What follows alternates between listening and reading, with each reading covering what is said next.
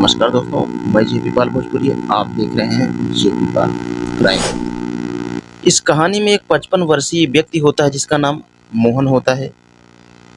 उसके दो छोटे छोटे लगभग 15-16 के बच्चे भी होते हैं। दोस्तों, उसकी पत्नी की मृत्यु हुए काफ़ी दिन हो चुका था।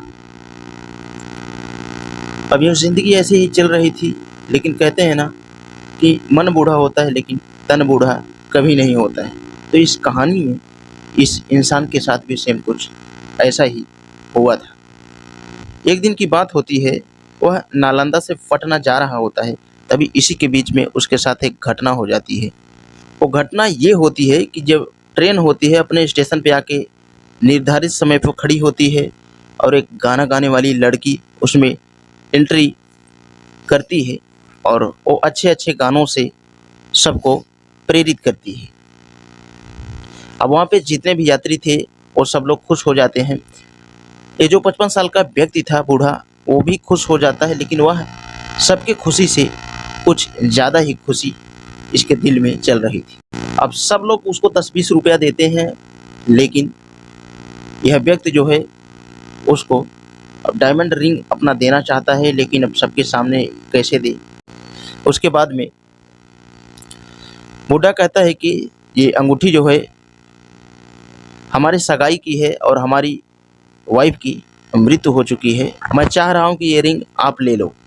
अब जैसे ही इतना कहता है तो लड़की संकोच करती है और कहती है कि नहीं, ये मैं नहीं लूँगी, क्योंकि ज़िंदगी में उसको पहली बार ऐसा इंसान मिला था जो कि गाने से प्रेरित होके उसको इतना बड़ा अपने तरफ से अवार्ड दे रहा था। अब इतना कह के वह आगे बढ़ जाती है। धीरे धीरे गाते गाते वो अगली भोगी में चली जाती है, लेकिन जो ये व्यक्ति था यह अपने ही तलाश में था। उसके बाद में जैसे ही कुछ वक्त गुजरता है, इस लड़की के पीछे पीछे वो बाथरूम करने के बहाने अगली भोगी में चला जाता है और उसे कुपचे में जाके कुछ इस तरह से एंट्री करता है।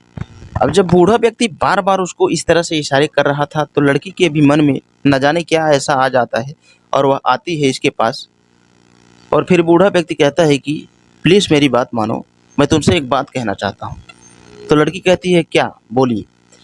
तब बूढ़ा व्यक्ति बताना शुरू करता है, कहता है कि ये हमारी अंगूठी आप ले लो, इससे हमको बहुत खुशी मिलेगी।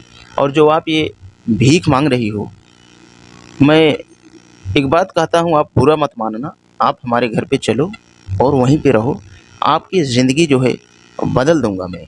तो लड़की के भी दिमाग में न जाने कैसा ऐसा विचार आ जाता है और लड़की भी कहती है ठीक है, इस बात को मैं पूछ के अपने घर वालों से आपको बताऊंगी। अब लड़की के पास तो मोबाइल नंबर नहीं रहता है, लेकिन ये जो व्यक्ति था अपना मोबाइल नंबर लिख के कागज़ में इसको दे देता है।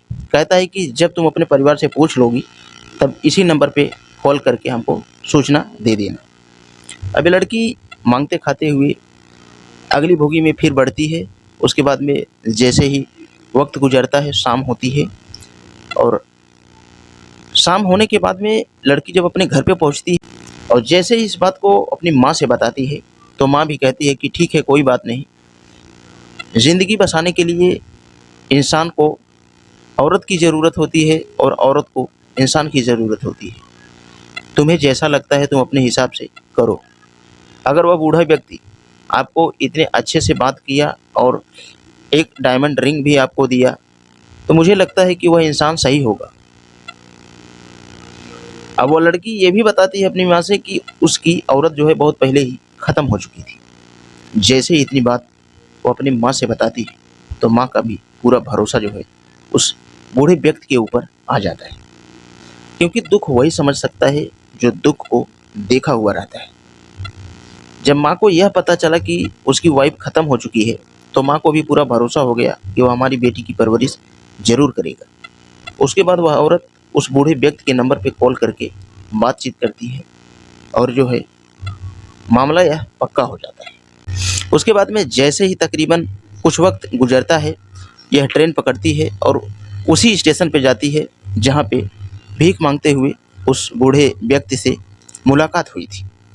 अब जैसे ही वहाँ पे पहुँचती है तो शर्म के कारण पहले नीचे मुंडी कर लेती है और कहती है कि पहले एक बात बताइए, आप हमें अपने घर पे लेके चलेंगे सेवा करने के लिए या फिर और कोई साजिश है? तो बूढ़ा व्यक्ति कहता है कि हमारे जो बच्चे हैं, उनको भी अपनी एक सौतेली माँ का तलाश है और वो भी ऐसे ही बिनेवा हुए हैं। अगर आप चलोगी तो शायद उनका भी ज़िंदगी जो है बदल जाएगा। जैसे ही बूढ़ा व्यक्ति उससे इतनी बात कहता है तो वह एकदम भावुक होकर रोने लगती है। उसके बाद में जाने के लिए रेडी हो जाती है और जाती है। जाने के बाद में ये लोग 1-2 दिन जैसे ही बीतता है, बीतने के बाद में अब वो ऐसे कहता है कि आप बुरा ना मानो तो मैं आपसे शादी कर लूँ खुशी-खुशी। तो वो कहती है कि अगर इस बात को समाज सुनेगा तो क्या कहेगा? तो बूढ़े व्यक्ति कहता है कि कोई बात नहीं, मैं सब देख लूँगा, जो कुछ कहेगा मैं अपने ऊपर ले लूँगा, तुम्हारे ऊपर ज़रा-सा भी आँच नहीं आने दूँगा। जैसे ही इतनी बात बूढ़ा उस भीख माँगने वाली औरत से कहता है, तो भीख माँगने वाली औरत का भी जो है दिल एकदम गदगद हो जाता है। उसके बाद में वो बूढ़े व्यक्ति उस औरत को लेके वहीं मंदिर में जाता है, नज़दीकी मंदिर में इसकी मांग भर देता है और इससे शादी कर लेता है। और ये दोनों लोग खुशी-खुशी अपने घर पे रहने लगते हैं और इस बूढ़े व्यक्ति का जो पहली वाली बीवी से बच्चा हुआ था, वह भी अभी तक तो वह विनेवा हो गया था, लेकिन इसके आने के बाद उसकी भी ज़िंदगी जो है संवर जाती है। अब उसके बाद ये लोग अच्छे से रहने लगते हैं और कहानी भी यहीं पे ख़त्म हो जाती है। तो दोस्तों, आप लोग इस कहानी के बारे में क्या कहना चाहेंगे? कमेंट बॉक्स में अपनी राय दे सकते हैं। और वीडियो के लिए मैं बस इतना कहना चाहूँगा, अगर आप हमारे चैनल का वीडियो पहली बार देख रहे हैं तो चैनल को सब्सक्राइब करके बेल का आइकन ऑल पे ज़रूर प्रेस कर लें, ताकि कोई भी वीडियो लाऊँ तो आप तक आसानी से पहुँच सके।